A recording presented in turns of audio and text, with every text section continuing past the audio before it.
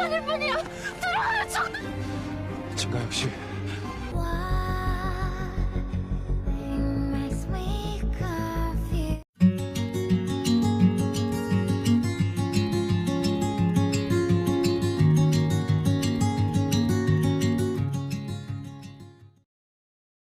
Masih melanjutkan alur cerita My Demon episode 10, di mana wanita Arabika yang mengklaim adalah dewa berbicara dengan Guwon. Guwon kecewa mengetahui Dohee harus mati demi mendapatkan kekuatannya kembali. Dewa tersebut mengatakan bahwa hanya satu dari mereka yang dapat hidup. Dia memberitahu Guwon bahwa roda nasib sudah mulai bergulir. Guwon sangat terganggu dengan dilema ini.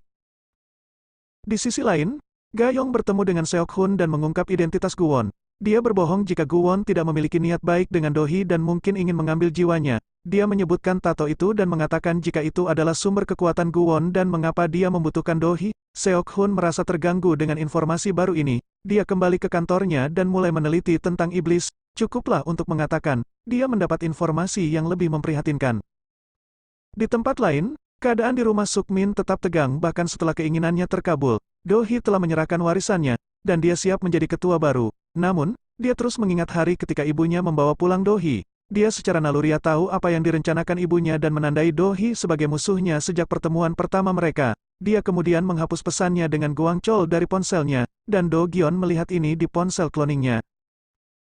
Setelah memikirkan pilihannya, Guwon kembali ke rumah dan mencoba memasang wajah bahagia. Dohee dan Guwon menikmati waktu mereka bersama.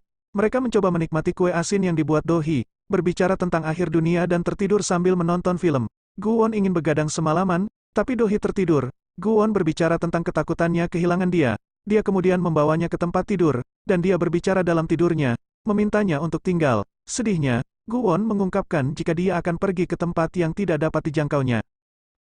Dia menyadari bulan purnama telah tiba dan memutuskan mengunjungi dewa untuk membuat kesepakatan baru. Dewa terkejut melihat Guwon begitu bersemangat dan penuh harapan. Dia bilang dia memilih untuk berjuang semaksimal mungkin untuk menyelamatkan dirinya dan Dohee. Dia menyarankan agar mereka bertaruh jika dia mendapatkan kekuatannya kembali. Dohee akan hidup. Dewa bersikeras hal itu tidak akan terjadi dan menganggap Guwon memiliki keyakinan yang tidak berdasar. Malamnya, Guwon mampir ke yayasan dan meminta Bok Gyu membereskan barang-barangnya. Bok Gyu terkejut dengan permintaan ini saat dia menyadari Guwon bersiap untuk mati. Bok Gyu menghabiskan hari berikutnya berusaha untuk tetap tabah, dan Gayong datang mengagetkannya. Keesokan paginya, Guwon memberitahu Dohee tentang bulan purnama dan cara mendapatkan kembali tatonya.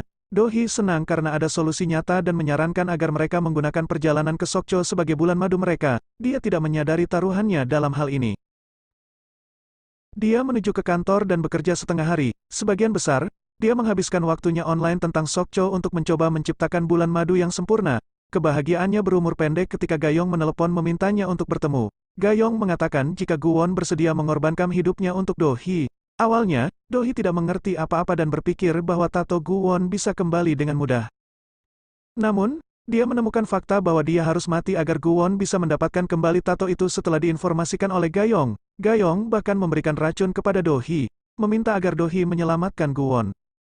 Guwon menyela pembicaraan mereka dan menegur Gayong. Dia mengingatkannya akan tempatnya dalam hidupnya, mengatakan dia bukan siapa-siapa baginya. Dohee menuntut untuk mengetahui kebenaran tentang pernyataan Gayong pada Guwon dan meminta waktu untuk berpikir. Dia mengunjungi Bok Gyu, dan Bok Gyu menjelaskan segalanya untuknya. Setelah merenungkannya, dia memutuskan untuk berharap. Dia mengatakan pada Guwon bahwa mereka akan bertarung sampai akhir. Guwon tersentuh dan memeluknya.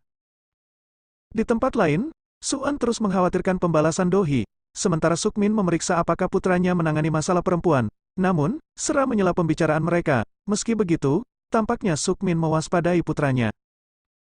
Kembali ke Guwon, dia mengunjungi kantor polisi dan berbicara dengan detektif tentang kasus Guangchol.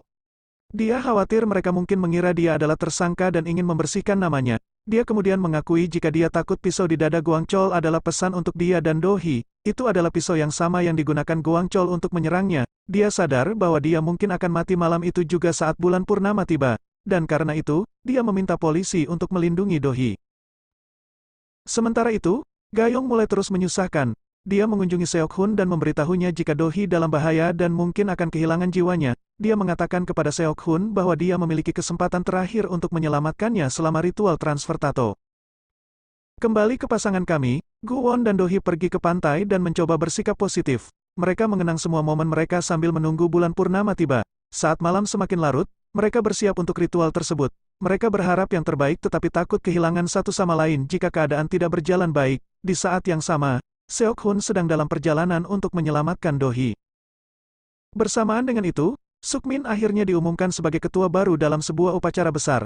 Dalam pidatonya, dia berjanji akan melakukan yang terbaik. Namun, Suan terus khawatir bahwa hal ini sepertinya terlalu mudah untuk menjadi kenyataan. Dia mencoba memperingatkan Suk-min, tapi dia terlalu percaya diri. Dia senang dia dapat mengalahkan ibunya dan menjadi ketua perusahaan. Sementara itu, Guwon dan Do-hee mampir ke pompa bensin untuk membeli beberapa barang. Do-hee pergi ke toko serba untuk membeli kartu pos dan kue untuk merayakannya nanti. Pada titik ini, terungkap bahwa Suk-min mengetahui tentang Do-gyeon yang mengkloning ponselnya. Dia kemudian mulai menyiksa putranya dengan mencapnya dengan tongkat besi. Suk-min mengatakan dia bermaksud memperbaiki putranya dan memanfaatkannya. Sera bersembunyi di kamar dan memakai earphone agar tidak mendengar teriakan Do-gyeon. Suk-min meminta putranya untuk membuktikan kemampuannya. Pada gilirannya, Do-gyeon berkendara ke toko serba ada tempat Do-hee berada saat dia sedang menelepon Seok-hun.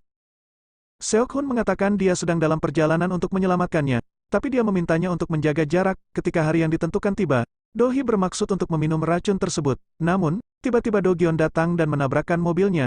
Mobil itu meledak yang membuat tos serba terbakar dahsyat. Seluruh adegan ini disaksikan oleh Guwon, bersama Seok-hun dan Gayong, yang tiba tepat pada waktunya. Guwon tanpa mempedulikan situasinya sendiri, mencoba masuk ke dalam api untuk menyelamatkan Do-hee. Gayong mencoba menghentikan Guwon menyelamatkan Do-hee, tapi dia bilang dia tidak bisa hidup tanpanya. Dia bergegas masuk, dan Gayong khawatir pasangan itu akan mati bersama. Di sisi lain, Seok-hun terkejut mengetahui taruhan sebenarnya. Guwon memasuki tos serba yang terbakar dan melihat surat perpisahan yang ditulis Do-hee. Dia ingin mengorbankan dirinya sendiri dan berharap dia akan mengerti. Guwon pingsan setelah terkena puing-puing yang berjatuhan. Adegan beralih ke dewa yang menyaksikan drama tersebut terungkap. Dia tidak terkejut jika pasangan itu memilih satu sama lain. Dia percaya bahwa sudah menjadi sifat dan takdir manusia untuk membuat pilihan seperti itu. Untungnya, tak berselang lama Guwon sadar dan merangkak menuju Do-hee. Begitu dia memegang tangannya, tato itu berpindah padanya, dan dia menyelamatkan keduanya dan berjalan melewati kobaran api sembari menggendongnya. Seok-hun dan Gayong lega melihat Guwon keluar membawa Do-hee. Do-hee bangun dan bertanya bagaimana mereka berdua masih hidup. Dia mengatakan padanya jika tato itu kembali padanya, dan mereka menatap dengan penuh kasih dan tidak percaya satu sama lain. Episode ini memiliki sentuhan melankolis sejak adegan pertama. Guwon bergumul dengan keputusannya namun masih berusaha menghindarkan Do-hee dari kebenaran. Namun, Gayong yang berantakan ikut campur dan menghancurkan segalanya. Dia mulai membuat kita gelisah. Mengapa dia begitu obsesif, dan mengapa Guwon menunjukkan belas kasihannya dengan membiarkan dia tinggal? Kami tentu saja tidak melihat perubahan itu terjadi pada akhirnya. Do-gyeon berusaha terlalu keras untuk mendapatkan persetujuan ayahnya. Nasibnya belum terungkap, tapi kami berharap dia tewas dalam kebakaran tersebut. Saat ini, sudah jelas bahwa Suk-min adalah dalangnya. Saat pertaruhannya semakin meningkat, senang melihat Do-hee dan Guwon memilih untuk saling mencintai dan melindungi. Sungguh mengharukan bagaimana mereka saling memandang di adegan penutup. Namun, kita harus mempersiapkan diri karena kita masih memiliki 6 episode tersisa. Siapa yang tahu perubahan memilukan apa yang penulis siapkan untuk kita?